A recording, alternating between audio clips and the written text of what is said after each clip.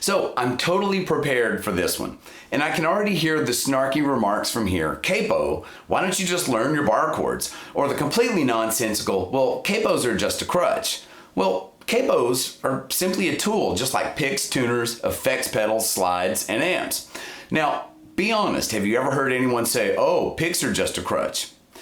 But why is there so much hate for the capo?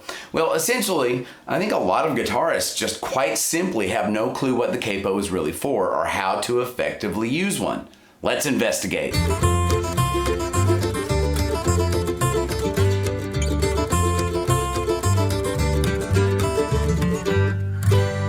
So you've heard me say it before, and I'll say it again. I never leave the house without a capo. It doesn't matter whether I'm going to be in a playing situation or not. I've just trained myself to always have it with me, just like I would my wallet, picks, or keys. So as someone with degrees in jazz studies and guitar performance, why would I put so much value on a quote-unquote cheater bar? I mean, I know bar chords, triad inversions, shell voicings, drop two, quartal voicings, so forth and so on. In other words, even though I would never consider myself to be anything approaching virtuoso status, I can find my way around the guitar. So I think that for me anyway, the accusation of using a capo as a cheater bar is pretty ridiculous. So that just leaves the question, why and how do I use a capo? Now, first of all, let me preface things by saying that I spend about 80% of my time playing acoustic guitar, specifically in my bluegrass group. So for me, using the capo is almost always about either preserving the timbre of open chords or for introducing a different texture or timbre when playing with another chordal instrument. So what exactly does that mean? Well, timbre simply refers to the tone color of a note or chord. Open strings ring differently than stopped strings. Therefore, the timbre of an open chord versus a bar chord is radically different. Don't believe me? Check this out. These are all top space E's. Open string, stopped string further up the neck, even further up the neck, harmonic, another harmonic. Those are all the same pitch. And also, for bar chords, that E resonates differently than a bar chord E. Or even if we take this bar chord E, that resonates better, but it's not quite like this.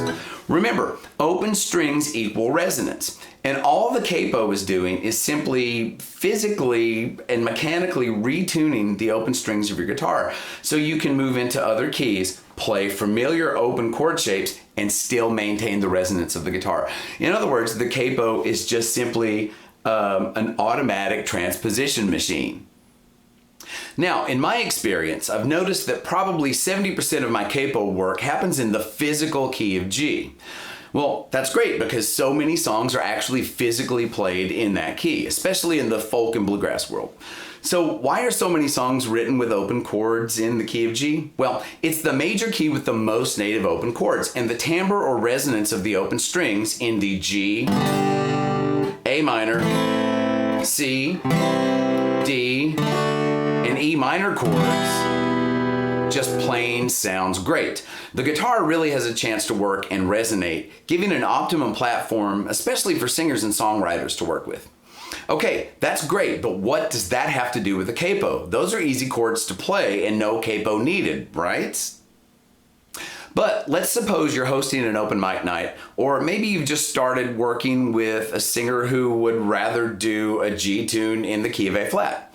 Well, you could simply transpose all of the chords up a half step into the key of A flat and relearn the song using A flat, a B flat minor, D flat major, E flat major, and F minor. Now notice I'm leaving out the diminished 7 chord and the minor 3 for now, so don't yell at me for giving an incomplete sequence. It simply matches up with the chords above them in the key of G. But can you see the problem? All of these chords now have turned into bar chords. Now, if you're really good at bar chords, there's a good chance you can make these chords sound all right. But on an acoustic, all right is about all you'll get out of bar chords. So why be happy with just all right? Now, if we capo at fret 1, we can play these chords as we originally wrote or learned them.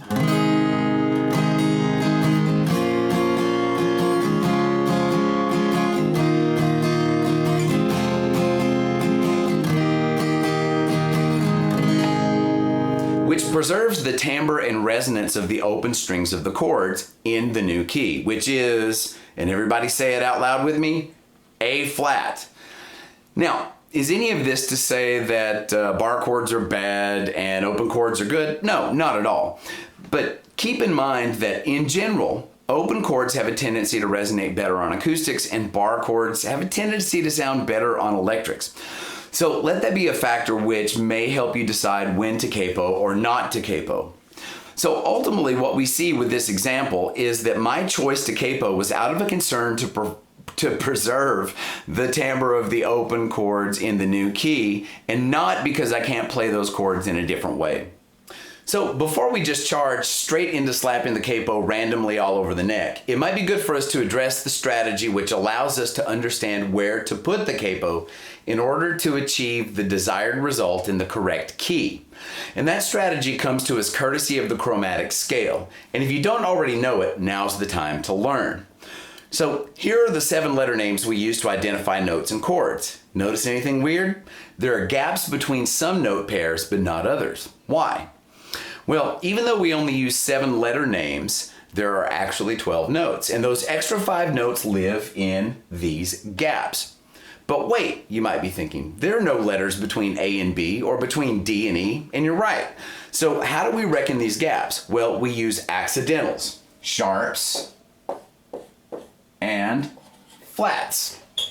Now, a sharp will raise a note by 1 fret, and a flat will lower a note by 1 fret. It also raises or lowers chords, by the way.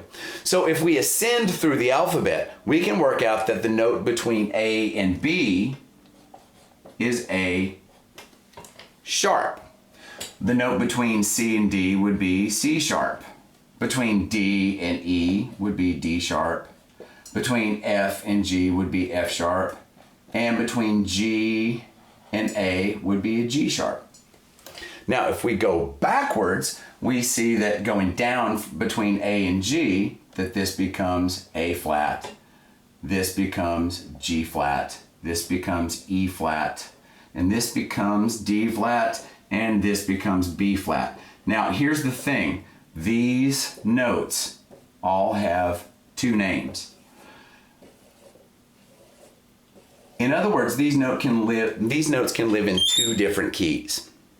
Now, write down this list of notes and keep it handy because we'll need it in just a second.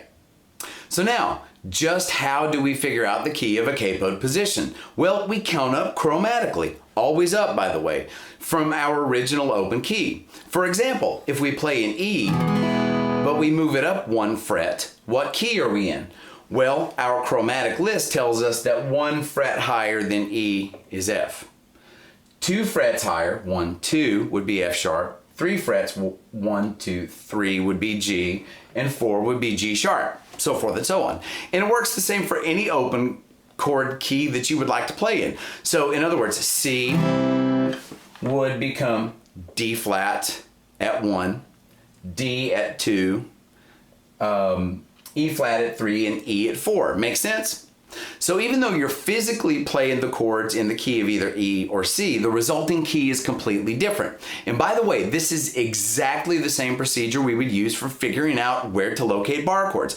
And the secret there is that think of your bar finger or your first finger as a temporary capo. Let that sink in. Okay, keep in mind that it'll take a little bit of time before you can quickly reckon your capoed keys, so just keep at it. Meantime, let me give you a cheat sheet of some of the most commonly capoed keys. We see that the key of E capoed at 1 equals the key of F. And likewise, the key of D capoed at 3 also equals the key of F. Now, the key of G capoed at 1 is the key of A flat. We've already seen that one. And the key of E capoed at 4 also equals A flat. We see that the key of G at 3 will be B flat. The key of A at 1 will also be B flat. And that A minor capoed at 3 will give you C minor.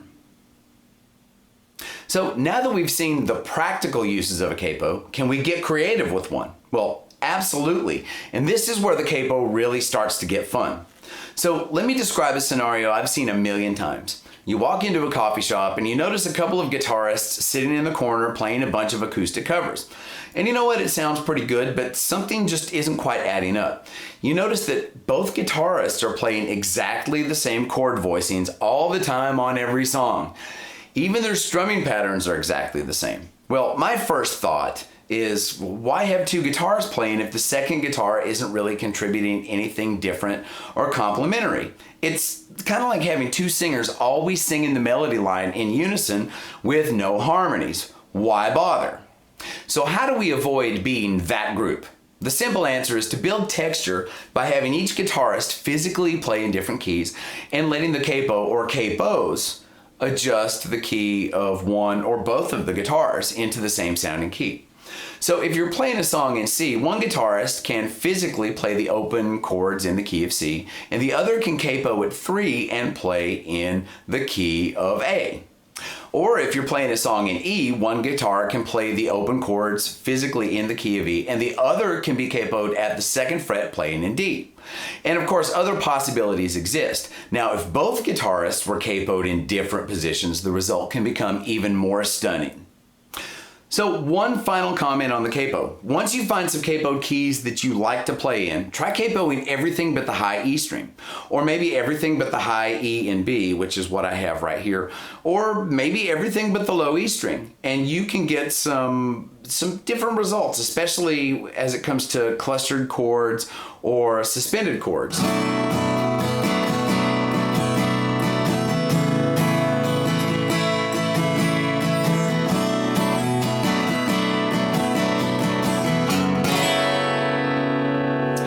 And you can also try using multiple capos at the same time even. Just remember, experimenting with a capo can yield monstrously eye-opening results. Thanks for watching String 'em Up. My name is Dave Holland, and remember to like, share, and subscribe if you enjoy the content on the channel. Also, feel free to leave comments and suggestions for any topics you'd like to see in future episodes. Have fun, stay safe, and enjoy watching the leaves change. See you next time. Bye.